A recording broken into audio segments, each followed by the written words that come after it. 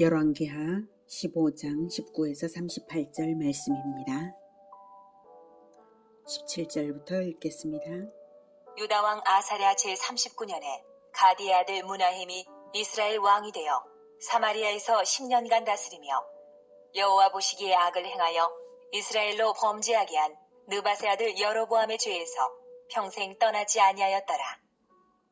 아수르 왕 불이 와서 그 땅을 치려하매 무나헴이 은 1000달란트를 불에게 주어서 그로 자기를 도와주게 하므로 나라를 자기 손에 굳게 세우고자 하여 그 은을 이스라엘 모든 큰 부자에게서 강탈하여 각 사람에게 은 50세겔씩 내게 하여 아수르 왕에게 주었더니 이에 아수르 왕이 되돌아가 그 땅에 머물지 아니하였더라. 무나헴의 남은 사적과 그가 행한 모든 일은 이스라엘 왕 역대 지략에 기록되지 아니하였느냐. 사랑하는 형제 여러분, 12월 7일 수요일 새벽 묵상에 오신 것을 환영합니다. 북이스라엘이 예후 왕조가 비교적 길게 가는 중인데요. 그러나 그것은 예후 왕조가 잘해서가 아니라 다만 하나님께서 북이스라엘 백성을 아끼시사 오래 참으시려고 예후에게 말씀하신 대로 행하고 계시기 때문입니다. 그 예언은 열왕기하 10장 30절에 나온 건데요. 여호와께서 예후에게 이르시되 네가 나보기에 정직한 일을 행하되 잘 행하여 내 마음에 있는 대로 아합 집에 다 행하였은즉 내 자손이 이스라엘 왕위를 이어 4대를 지내리라 말씀하신 것입니다. 예후는 물론 그 후손들은 하나님이 기다리시며 강대하게 하시며 은혜를 베푸시는 4대 동안 회개를 했어야 됩니다. 4대 동안 간다는 것은 한편 축복이지만 또 한편 경고입니다. 4대밖에 못 간다는 거죠. 왕조가 시작이 된다면 끝까지 가야 되는 것이잖아요.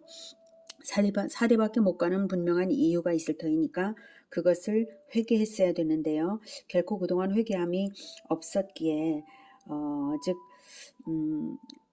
첫 왕 여로보암의 죄, 이스라엘 백성들을 죄짓게 만드는 그 여로보암의 죄에서 떠나지 않았기 때문에 결국 예후의 고손자 스가랴가 백성 앞에서 살롬의 칼에 죽었고요.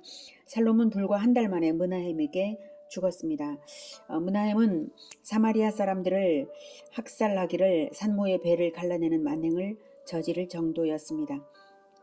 살롬부터는 이미 북이스라엘의 왕권은 무도한 강도요 야수의 자리가 되고 말아서 외적의 침략을 당하고 사는 꼴이나 마찬가지가 된 것이죠. 이렇게 이스라엘의 하나님 여호와의 율법을 지켜 행하지 아니하며 여로보암이 첫 왕 여로보암이 이스라엘에게 행하게 한 그 죄에서 떠나지 않았기 때문이다. 원인이 그것이라는 것을 성경은 계속적으로 말을 하고 있습니다. 그래서 선조의 물론 이제 북이스라엘은 그 혈통이 계속 끊겼죠. 왕조가 끊겼지만 그래도 첫 왕 여로보암의 그 행실을 계속 이어받았다는 거예요. 이렇게 대를 잇게 되어 있습니다. 죄가 대를 잇게 되어 있는데 무엇이 대를 이어야 합니까? 하나님을 섬기는 신앙이 대를 이어야 되는 게 아닙니까? 성경은 계속 그것을 말씀하고 계신 거예요. 왜 죄는 계속 대를 잇는데 하나님을 믿는 신앙은 왜 대를 이어가지 못하냐? 이것을 계속 말씀하시는 것입니다. 예후 왕조가 4대 만에 끝난 것은 결국 회개하지 않고 그 죄에 머물렀기 때문입니다. 자, 이렇게 해서 결국 이제 북이스라엘은 왕이 왕답지 않은 이젠 뭐 깡패죠. 다들 왕이 아니라 그 정도가 되어버렸습니다. 19, 20절에 아수르 왕 불이 와서 그 땅을 치려하매 무나헴이 은 1000달란트를 불에게 주어서 그로 자기를 도와주게 함으로 나라를 자기 손에 굳게 세우고자 하여 그 은을 이스라엘 모든 큰 부자에게서 강탈하여 각 사람에게 은 50세겔씩 내게 하여 아수르 왕에게 주었더니 이에 아수르 왕이 되돌아가 그 땅에 머물지 아니하였더라. 네, 아수르 왕 불은 디글랏 빌레셀 3세라고도 합니다. 이 당시 아수르는 전성기를 맞아서 확장하는 중이었고요. 특히 유프라테스 강 건너 수리아와 팔레스틴을 침략하는데요. 그것은 그곳의 자원을 탐낸 것은 물론이고요. 그 나라들이 이집트나 서남 소아시아로 가는 길목이기 때문입니다. 지중해 지역의 통상 통로였기도 했고요. 그래서 디글랏 빌레셀 3세 때부터 거의 정기적으로 군사작전을 계속 벌인 것은 바로 이집트나 서남 소아시아로 가기 위하여 그리고 통상 통로를 확보하기 위한 그러한 목적이었습니다. 므나헴은 아수르에게 막대한 조공을 바쳤기에 팔레스티나에서 잠시 물러났는데요. 아수르가 므나헴은 은 1000달란트, 은 한 달란트가 6천 드라크마이고 한 드라크마는 노동자 하루 품삯이니까 6,000명의 3년치 품삯. 3년치 품삯 맞죠? 6,000명의 3년치 품삯입니다.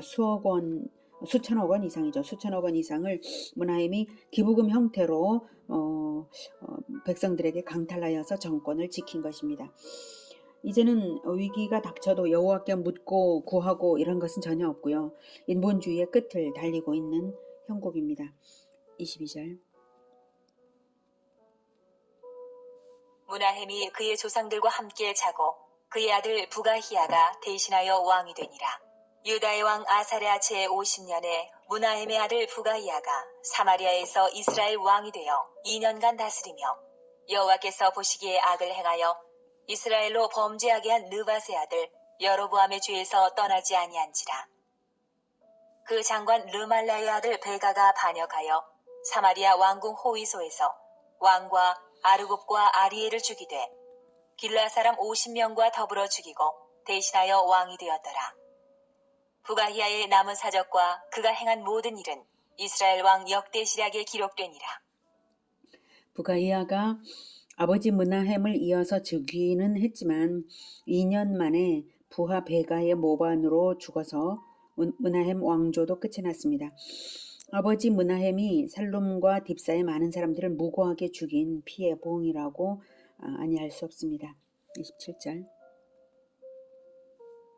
유다의 왕 아사랴 제52년에 르말야의 아들 베가가 이스라엘 왕이 되어 사마리아에서 20년간 다스리며 여호와께서 보시기에 악을 행하여 이스라엘로 범죄하게 한 느밧의 아들 여로보암의 죄에서 떠나지 아니하였더라.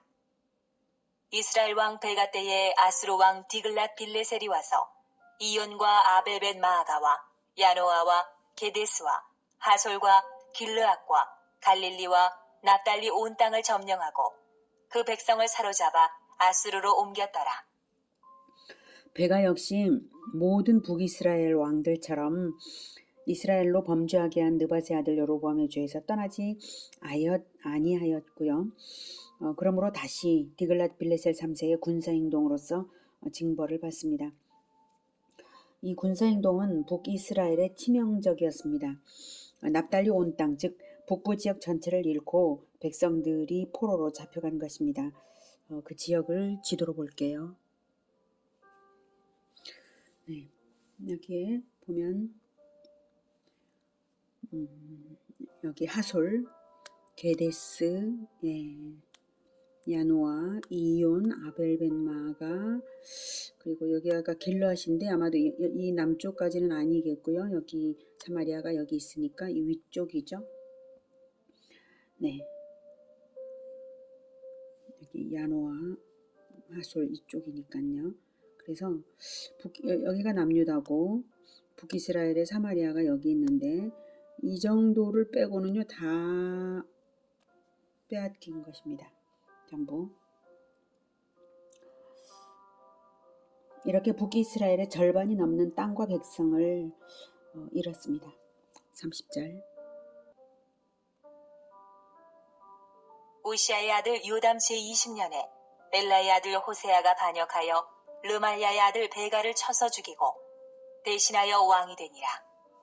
베가의 남은 사적과 그가 행한 모든 일은 이스라엘 왕 역대지략에 기록되니라. 네, 호세아는 아수르 왕 디글랏 빌레셀의 힘을 빌어서 왕위에 오른 북이스라엘 최후의 왕입니다. 디글랏 빌레셀이 죽은 후에 아수르의 조공바치기를 거부했다가 3년간 사마리아가 포위되고 결국 사르곤 2세에 의해 멸망당한 것으로 북이스라엘의 역사는 끝이 나게 됩니다. 32절. 이스라엘의 왕 르말야의 아들 베가 제2년에 유다 왕 우시아의 아들 요담이 왕이 되니 나이가 25세라. 예루살렘에서 16년간 다스리니라. 그의 어머니 이름은 여루사라 사독의 딸이더라. 요담이 그의 아버지 우시아의 모든 행위대로 여호와께서 보시기에 정직히 행하였으나 오직 산당을 즐거워하지 아니하였으므로 백성이 여전히 그 산당에서 제사를 드리며 분향하였더라. 요담이 여호와의 성전의 윗문을 건축하니라. 요담의 남은 사적과 그가 행한 모든 일은 유다 왕 역대 지략에 기록되지 아니하였느냐. 그때 여호와께서 비로소 아람 왕 르신과 르말야의 아들 베가를 보내어 유다를 치게 하셨더라. 요담이 그의 조상들과 함께 자매 그의 조상 다윗성의 조상들과 함께 장사되고 그 아들 아하스가 대신하여 왕이 되니라. 네, 남유다는 그동안 비교적 평온했습니다. 아버지 아사랴 우시아죠. 아사랴가 통치 후반기에 교만의 죄를 범하여서 나병 환자가 되자 아들 요담이 섭정을 한 바가 있기 때문에 비교적 선정을 베풀면서 하나님 보시기에 정직히 행하였습니다. 요담은.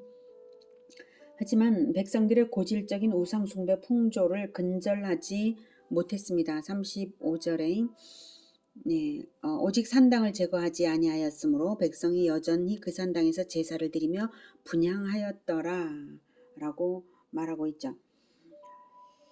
산당을 제거했어야 한다는 메시지가 남유다의 역사에 계속적으로 제시되고 있죠. 결국 백성들의 우상 숭배로 인한 징벌로서 37절에 말하는 것처럼 그때 여호와께서 비로소 아람 왕 르신과 르말야의 아들 베가를 보내어 유다를 치게 하셨더라 라고 하십니다. 오랜 역사 동안 하나님께서 산당을 제거하기를 간절히 원하셨던 것입니다. 그래서 그때의 여호와께서 비로소 그때에야 그동안 계속 참아오셨다는 거예요. 기다리시다가 비로소 마침내는 결국 마지막 징벌을 받게 된 거예요. 우리 한국교회와 우리에게도 하나님께서 원하시는 개혁의 요구가 있지 않습니까? 저는 코로나 시국 때 수만 혹은 수십만 명의 한국 교회 청년들이 신천지 이단에 빠져들어간 것을 알게 하신 것과 할로윈 귀신 축제에서 수많은 청년들이 압사당한 것이 개혁을 요구하는 메시지를 준다고 생각합니다. 한국교회는 과거 초기 한국교회가 주중에 매일 성경을 가르쳤던 전통을 버리고 주일에만 가르치는 주일학교로 전환된 후에 변질되기 시작을 했습니다. 이제는 다음 세대를 다 잃어버리고 말았습니다. 한국의 출산율이 그 어느 나라보다도 심각한 상태인 것 역시 징벌이 아닐 수가 없습니다. 영적인 대를 잊지 못하니 육적으로도 대를 잊지 못하는 상태인 것입니다. 한국교회에 매일 성경을 가르치던 그 전통을 회복해야 되는 것입니다. 이제 이런 것들을 볼 때 시급히 다음 세대를 살려내라는 하나님의 메시지를 빨리 알아듣고 교회들은 다음 세대를 살리는 운동에 나서야 한다고 저는 생각합니다. 각 가정에서부터 근본적인 개혁이 일어나야만 합니다. 그것은 부모 세대와 자녀 세대가 함께 매일 성경 읽기를 실천하는 것에서부터 될 것입니다. 우리나라가 마치 북이스라엘의 인본주의 극치와 남유다가 하나님의 이름으로 은밀한 탐심의 우상을 숭배하는 그런 모양새와 똑같다고 생각되지 않습니까? 우리 한반도의 북한과 남한이 그 모양과 너무나 유사하지 않습니까? 이제 개혁을 더는 미룰 수 없는 때입니다. 오늘 당장 우리 가정부터 개혁을 날마다 실천해서 개혁의 결과가 다음 때에 이어갈 수 있도록 실천을 포기하지 마시기 바랍니다. 기도하겠습니다. 하나님, 우리를 용서하여 주시옵소서. 우리 선조들의 죄를, 우리의 죄를 다 주님 용서해 주시옵소서. 우리가 다음 세대의 자녀 세대에게 말씀을 가르치지 않고 있는 것이 너무나 심각한 죄인 것을 깨닫지 못하고 지금까지 왔습니다. 주님 용서하여 주시옵소서. 우리가 이제 시작하겠습니다. 가정에서부터 부모와 자녀들이 함께 성경을 읽고 하나님의 말씀을 배우겠습니다. 주님, 우리의 회개를 온전케 하여 주시옵소서. 그리고 교회가 이제 학교를 시작할 수 있도록 준비하고 학교를 시작하겠습니다. 주중에 자녀들 세대를 불러 모아 성경을 가르치는 그 학교를 시작하겠습니다. 주님 도와주시옵소서. 우리가 그렇게 할 수 있도록 도와주시고 우리 모든 성도들의 마음을 붙잡아 일으켜 주시고 하나님 포기하지 않고 가도록 세상을 본받지 말고 오직 우리의 가장 위대한 선교 시대의 선조들을 초기 한국교회의 그 선조들을 본받고 선교사들을 본받고 하나님께서 모범으로 보여주시는 엘리사의 모범과 엘리야의 모범과 사무엘의 모범, 그 모범들을 우리가 본받아 따를 수 있도록 주님 도와주시옵소서. 예수 그리스도 이름으로 기도드립니다. 아멘. 이어지는 시간은 개인 기도 시간입니다.